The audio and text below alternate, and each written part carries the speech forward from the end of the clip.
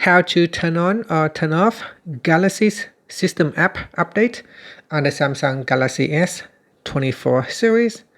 First, tap on the home button to return back to the home screen. From the home screen, swipe down at the top, then tap on the settings icon.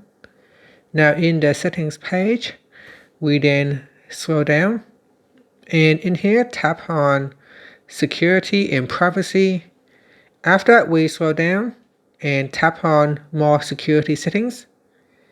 In here, scroll down to the bottom and then tap on Galaxy System App Update. Tap on the toggle button to switch it off or turn it on. You can also tap on the left hand side panel. In here, you can choose to use Wi-Fi only or not.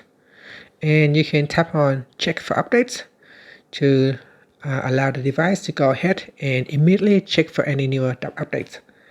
After, you can tap on the back key or tap on the home button to go back to the home screen. Thank you for watching this video. Please like and subscribe to my channel for more videos.